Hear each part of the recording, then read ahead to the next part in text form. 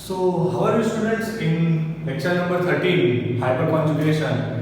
आज का सेशन हम लोग बेटा पढ़ने वाले हैं हाइपर कॉन्जुगेशन। लास्ट लेक्चर में हम लोगों ने प्रिपेयर कर दिया था अल्फा हाइड्रोजन कैसे ढूंढना था।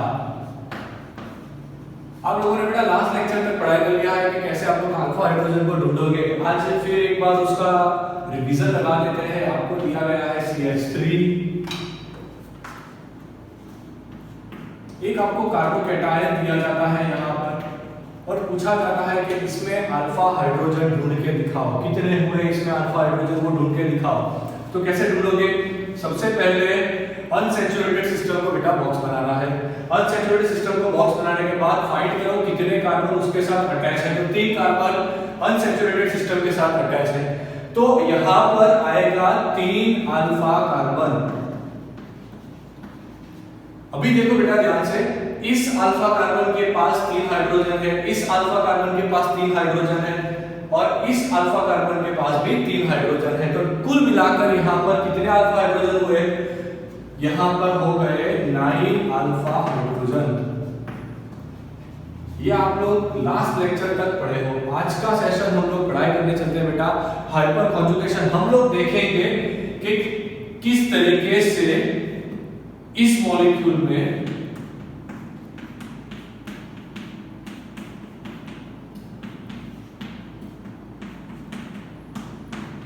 किस तरीके से CH3 CH2 प्लस मॉलिक्यूल में हाइपर कॉन्जुगेशन होता है।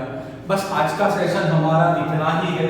हमें वो देखना है कि ये जो इथाइल कैटायन दिया गया है ये कुछ इस तरीके से होगा CH3 CH2 प्लस। ये एग्जैक्टली प्राइमरी कार्बोकैटायन है।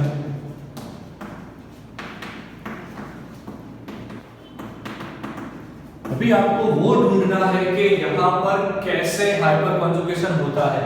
हम लोग क्या पढ़ाई करेंगे बेटा? हाइपर कॉन्जुगेशन कैसे होता है वो हम लोग देखेंगे यहाँ पर। आप एक चीज याद रखिए, पॉजिटिव साइन का मतलब हुआ कि वो इलेक्ट्रॉन डेफिशिएंट है और यहाँ पर जब वो इलेक्ट्रॉन डेफिशिएंट होगा, अभी याद रखिए जब आप स्ट्रक्चर ऑफ एटम पढ़ाई कर लोगे उसके बाद आपको ये सारी चीज समझ में आ जाएगी। जो बच्चे अभी जेईई नीट के लिए प्रिपेयर कर रहे हैं उसे तो ये चीज मालूम ही है कि इस कार्बन के पास एक p ऑर्बिटल होगा जो एम्प्टी होगा। यहाँ पर हम वो p एम्प्टी ऑर्बिटल दिखा देते हैं। ये हो गया p ऑर्बिटल जो कैसा है? एम्प्टी है, जहां पर इलेक्ट्रॉन नहीं है, इलेक्ट्रॉन चले गए हैं तभी तो पॉजिटिव चार्ज आया होगा। समझे आप लोग? देखो बहुत आसान चीज है। इस कार्बन की वैलेंसी होनी चाहिए थी 4 पर यहाँ पर दिखाई दे रही थी। इसका मतलब ये हुआ कि कार्बन की एक वैलेंसी बाकी है, तो वो जो वैलेंसी बाकी है वहां पर होगा p ऑर्बिटल, वो एम्प्टी होगा, खाली p ऑर्बिटल एक होने वाला है। अब ध्यान से देखिए होता है क्या। हम लोग ये हाइड्रोजन को यहां पर दिखा देंगे और इसे कुछ इस तरीके से दिखा देंगे ताकि आपको समझना थोड़ा आसान हो जाएगा। हो गया, समझे कि नहीं? मैंने किया कुछ नहीं, पहले आपको दिखाया कि वो 2 H अलग थे, मैंने साथ में लिख दिया, पॉजिटिव साइन बता दिया और ये हो गया आपका एम्प्टी p ऑर्बिटल। ये एम्प्टी है, खाली है। अभी ध्यान रखना यहां पर होता क्या है, ये जो एम्प्टी p ऑर्बिटल है वहां पर इलेक्ट्रॉन नहीं है, तो वो क्या करेगा? वो इलेक्ट्रॉन ढूंढेगा। उसे कहां से इलेक्ट्रॉन मिल सकते हैं? तो बहुत सारे बच्चों का अभी आंसर आना शुरू हो गया होगा, उन लोगों को दिखाई दे रहा होगा कि सर इसके पास, ये ऑर्बिटल के पास एक चांस है कि वो अगर ये सिग्मा बॉन्ड के इलेक्ट्रॉन को खुद की ओर खींच ले। बहुत बढ़िया चीज है, ध्यान से समझना बेटा। बहुत सारे बच्चे हाइपर कॉन्जुगेशन में गलतियां कर देते हैं। अगर ये empty p orbital, if empty p orbital attract sigma electron of CH bond, अगर ये ऑर्बिटल ने ये सिग्मा को अट्रैक्ट कर लिया तो सिचुएशन क्या बनेगा? ध्यान से देखिए, बहुत ध्यान से देखना, बहुत अच्छे तरीके से। ये हाइड्रोजन को कुछ नहीं हुआ, इसको भी कुछ नहीं हुआ। यहां पर CH2 पर जो प्लस चार्ज था, आप देखिए ध्यान से, ये इलेक्ट्रॉन तो यहां पर अट्रैक्ट हो गए। अट्रैक्ट हो गए मतलब आ गए नीचे।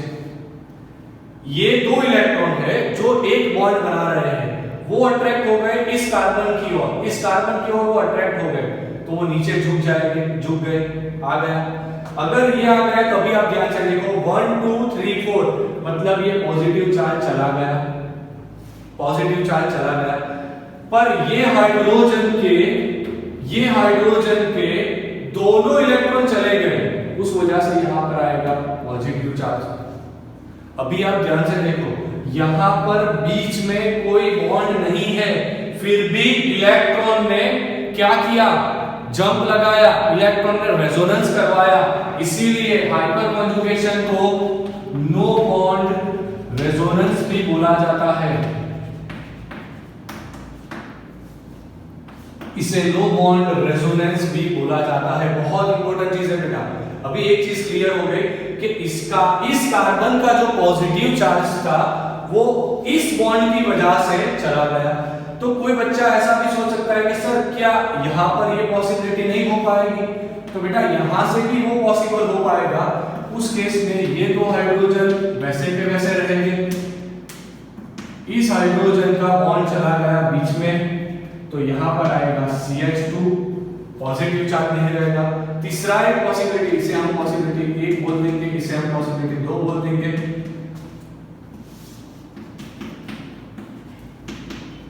अभी पॉसिबिलिटी नंबर 3, ये बॉन्ड अगर बीच में चला गया तो C सेंटर में होगा, ऊपर एक H आएगा, बाजू में एक H आएगा, यहां पर डबल बॉन्ड आ गया, CH2 बन गया, पॉजिटिव चार्ज निकल गया और H प्लस बाकी है।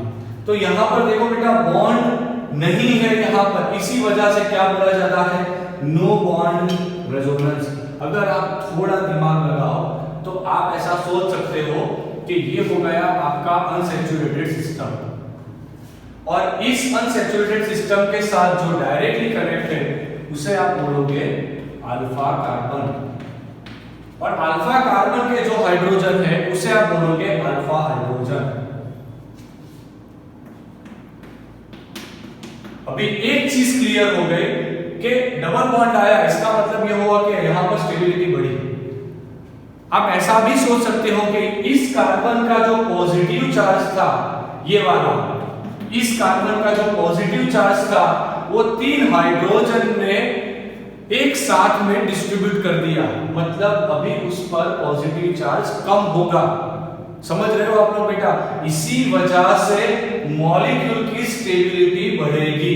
तो याद रखना है सबसे इंपॉर्टेंट चीज ऑर्गेनिक केमिस्ट्री का जो अभी आ रहा है आपके पास, higher the hyper conjugative structure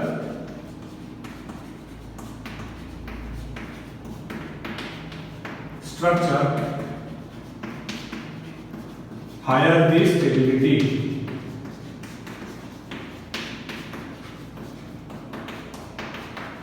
बस बेटा ये याद रखो, बहुत ही आसान चीज है।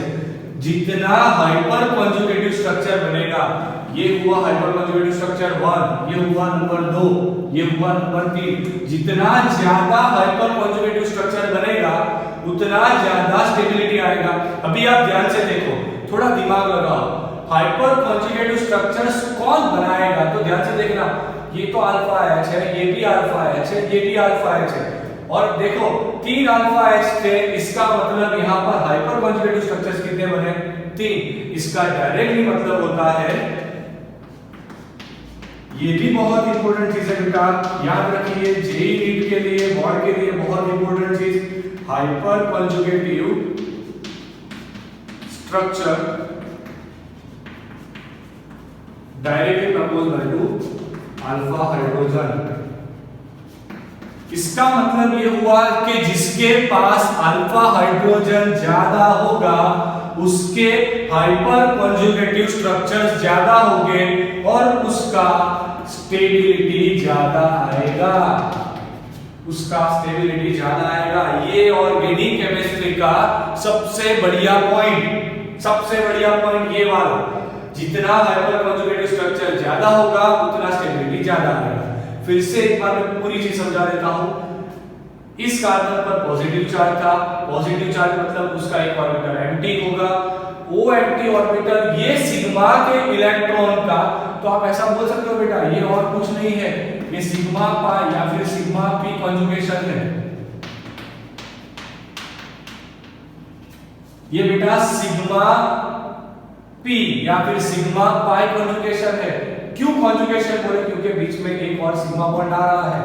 अभी मैं फिर से बता रहा हूं, इसके सजेशन में मैं आपको रेजोनेंस वाला वीडियो दे दूंगा। रेजोनेंस वाला वीडियो भी बेटा एक बार देखो, ताकि आपको ये सारी चीजें ना बहुत अच्छे से क्लियर हो जाए। इसे क्यों बोला जाता है नो बॉन्ड रेजोनेंस? यहाँ पर रेजोनेंस ही हो रहा है इलेक्ट्रॉन का, पर बीच में बॉन्ड नहीं रह रहा, इसी वजह से इसे बोला जाता है नो बॉन्ड रेजोनेंस। इसका फटाफट से स्क्रीनशॉट निकालो, 2-3 और एग्जांपल सॉल्व कर लेते हैं ताकि आपको हाइपर कॉन्जुगेटिव स्ट्रक्चर्स कितने होंगे, स्टेबिलिटी किसकी ज्यादा आएगी, वो सारी चीजें समझ में आ जाए। फटाफट से बेटा इसका स्क्रीनशॉट निकालो, फटाफट से, जल्दी से।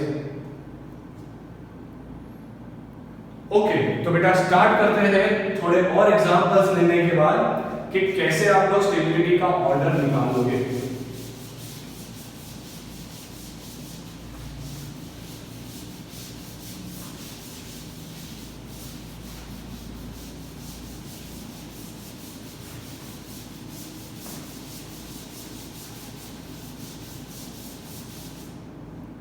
ओके, देखिए बेटा ध्यान से देखिए, क्वेश्चन आपको कुछ ऐसा दिया गया है, which of the following alkene is more stable? Which of the following alkene is more stable? एक में आपको दिया गया है इथीन,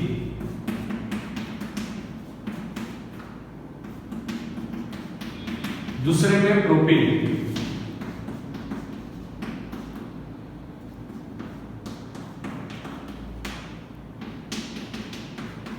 तीसरे में कुछ ऐसा मॉलिक्यूल दिया गया है। अभी पूछा जाता है कि किसका स्टेबिलिटी ज्यादा होगा, तो कैसे निकालोगे उसका स्टेबिलिटी? पहले केस में आपको सिर्फ करना क्या है, ट्रिक। आप क्या करोगे, आप लोग बेटा एक काम करो, सिर्फ हाइपर कॉन्जुगेटिव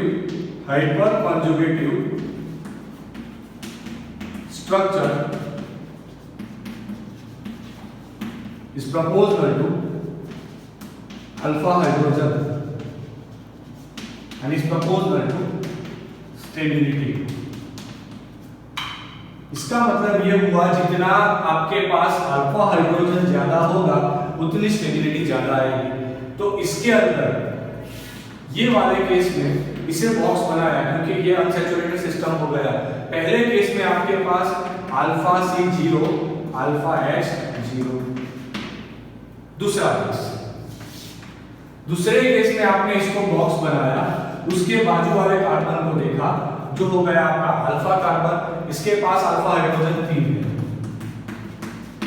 तीसरे केस में आपने इस अनसैचुरेटेड को बॉक्स बनाया, उसके बाजू वाले दोनों कार्बन को देखा तो टोटल 3 + 3 6 अल्फा एच। तो सबसे ज्यादा अल्फा एच यहां पर आ रहे हैं। इसका मतलब ये हुआ कि C सबसे ज्यादा स्टेबल होगा, C सबसे ज्यादा स्टेबल होगा, ये उसका मीनिंग निकल के आ रहा है। आप लोग समझे बेटा? तो ये था आपका हाइपर कॉन्जुगेशन वाला टॉपिक। एनसीईआरटी निकालकर पूरी थियरी एक बार पढ़ लो, उसके बाद अगर आपको कोई क्वेश्चन रहता है तो बेटा कमेंट बॉक्स में लिखो, उस पर हम लोग डिस्कस करेंगे। और कमेंट बॉक्स में ये वाला ट्रिक लिखना भूलना मत, जो सबसे बढ़िया ट्रिक है। इसके साथ ही हमारा ऑर्गेनिक केमिस्ट्री का 30 डे का सफर यहाँ पर ही खत्म होगा, क्योंकि इसके बाद जो GOCl2 है, GOC का पार्ट 2 है जो बेटा, वो थोड़ा डिफरेंट है, जहाँ पर हम लोग डिस्टिलेशन पढ़ाई करेंगे। उसके बाद हम लोग पढ़ाई करने वाले हैं कि वो सारी जो टेक्निक्स बुक्स में दी गई है ना, वो सारी टेक्निक्स लैब में करने वाले हैं। तो स्कूल के अंदर जब आप लोग रेगुलर सेशन में आओगे तब हम लोग ये सारी चीज़ें एक्सपेरिमेंटल बेस से एक बार देख लेंगे। अभी आप लोग यहाँ पर अपना जीओसी का सफर खत्म कर रहे हो, आप लोगों के पास अभी बेसिक फंडामेंटल क्लियर हो चुके हैं। तो बेटा जीओसी का पूरा 1 महीने का जो सेशन था वो बहुत ध्यान से शांति से देखो, और जो अपने नज़दीक वाले बच्चे हैं जिसे नीडी स्टूडेंट है उन लोगों को ये वीडियो शेयर करो। पसंद आए तो लाइक करना भूलना मत बेटा, एंड चैनल को सब्सक्राइब कर देना। Thank you.